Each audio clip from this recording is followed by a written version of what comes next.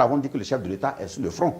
Voilà, il vient de lancer le bitumage, le début du bitumage de Ouagabobo. Oui. Et il y a également l'accès aux moyens agricoles. C'est vrai que le chef de l'État a fait un grand déploiement pour accompagner les paysans. Ça encore, ça rentre dans le cadre de la bonne gouvernance. Parce que si des paysans disent qu'on a envoyé des tracteurs et qu'eux, ils voient les tracteurs posés dans une commune, ça va cultiver des champs d'un certain nombre d'individus qui étaient des anciens gestionnaires de l'État, ça veut dire des anciens politiciens, et puis la population n'a pas accès à ça. Ça, c'est pas l'État. On n'a pas cotisé, payé des tracteurs pour des hauts responsables anciens politiciens dans des communes. C'est pour toutes les populations. Donc, quand les populations mettent les doigts comme ça sur les plaies, c'est des éléments qu'on doit regarder entre les lignes. Nous-mêmes, avoir un comportement d'exemplarité et avoir le courage nécessaire de dire la vérité. Et le tout dernier élément, nous sommes aussi interpellés. Parce que l'ordre et la discipline, ce n'est pas au niveau des commerçants, ce n'est pas seulement au niveau des élèves, ce n'est pas les étudiants. Même nous qui représentons l'État, on doit agir de façon ordonnée et disciplinée. Parce que pour mieux construire la confédération, les rôles sont définis. Mais s'il se trouve que dans ces rôles définis, vous voyez des gens qui courent, quand tu regardes la façon de courir, ce n'est pas forcément pour exécuter un rôle. C'est parce que soit il y a des perdièmes, ou bien on veut aller occuper des postes, c'est du désordre. Parce que la construction qu'on est en train de faire, ce n'est pas pour nous. Demain, nous ne serons pas là. Si on ne construit pas sérieusement et solidement, et on fait des sortes de courir partout sans voir exactement ce que tu fais, mais le moindre vent là, ça va s'écrouler. Et est-ce que vous avez eu le sentiment que le message est bien passé au niveau des populations? Le message est très bien passé dans la mesure où quand nous finissons, l'ensemble des organes de presse qui sont là posent des questions aux mêmes acteurs. Et ce sont eux qui s'expriment. Et nous, notre souhait, nous avons dit, toutes les 13 régions, il y a eu l'exposé central et il y a eu la réponse aux questions. Et chaque partie est au minimum 1h30. Ça fait toute une banque de données que des gens peuvent prendre même pour animer des conférences, des débats, là où nous ne sommes pas. Des projections peuvent se faire dans leur langue traduite pour échanger là-dessus. Donc, je peux dire, toute modestie gardée, que nous sommes satisfaits de l'impact et en même temps, c'est un engagement que nous prenons, c'est un défi qui nous est lancé, qu'on ne doit pas se limiter au chef-lieu de région. Mais cela ne dépend pas de basculement basé de son équipe. Moi, j'ai dit que nous n'avons pas été nommés pour rester au bureau. Si nous avons des véhicules et des moyens, même à minuit, nous on roule. Donc, que ce soit les villages, les communes, là où la population est prête, c'est là-bas nous devons nous présenter, nous sommes prêts à le faire. Alors, Monsieur le Président, est-ce qu'on peut parler d'une appropriation populaire de la suite à ces différentes conférences-là? Je pense bien, dans la mesure où, c'est vrai que j'ai déjà rencontré le premier responsable de la commission au niveau du Niger, là-bas il appelle comité. J'ai rencontré également le premier responsable de la commission au niveau du Mali, là-bas également il appelle comité.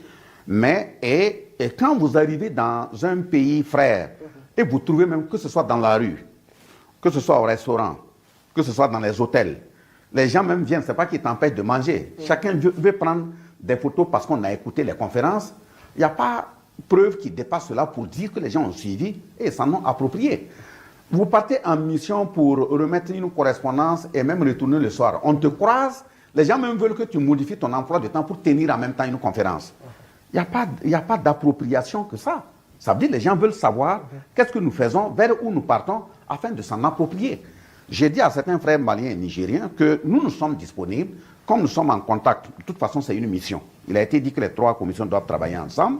Donc, s'il y a un programme unitaire défini et que je dois aller à n'importe quel moment dans le pays frère malien ou nigérien en lien avec mes collègues pour animer des conférences, il n'y a aucun débat. Et même au-delà de ces 3 pays, c'est un autre pays africain ou même européen où des gens se réunissent, les peuples qui sont épris de justice, d'honneur, de dignité, souhaitent qu'on vienne échanger. Si le chef de l'État donne l'autorisation, nous sommes partants. Voilà pourquoi nous sommes des VDP, ce n'est pas pour zéro. Alors, volontaire pour la défense de la patrie. Monsieur le Président, une question. Quand vous parliez tantôt du comité au Mali et aussi du Niger, pourtant au Burkina on parle de la commission. Pourquoi ces différences-là? Non, ça c'est la morphologie. Oui, c'est un choix. Ici aussi on pouvait l'appeler tout simplement comité. Et ce qui est essentiel pour nous, c'est comment l'intérieur est organisé. Malgré qu'il appelle comité, il y a un président, il y a les mêmes 3 vice-présidents, il y a des pôles d'experts qui sont reliés à chaque pilier, ça veut dire défense, sécurité, diplomatie, développement. Chaque pilier a ses experts.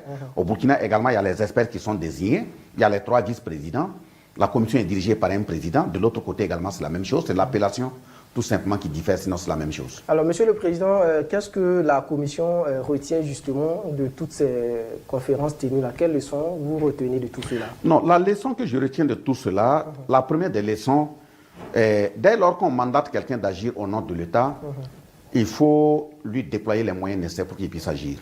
Ça, c'est important. Nous sommes dans une période difficile à tous les niveaux où il n'y a pas les finances.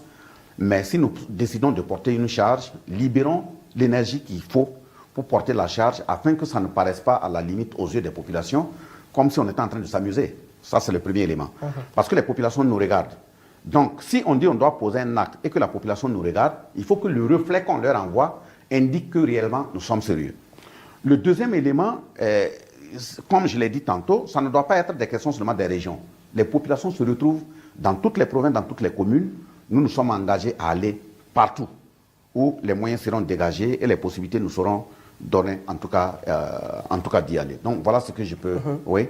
Justement, est-ce qu'il y a une autre forme de rencontre avec ces populations, certainement qui n'ont pas pu effectuer les déplacements lors de ces conférences-là? Oui. Est-ce qu'il y aura une suite de ces différentes conférences-là après celle Oui, il y aura une suite et vous avez raison. Comment est-ce que cela va se passer? Oui, c'est vrai que de façon géographique, j'ai parlé de régions, de provinces et de communes, même de départements, villages, mais nous sommes en train de viser aussi les entités socio-économiques.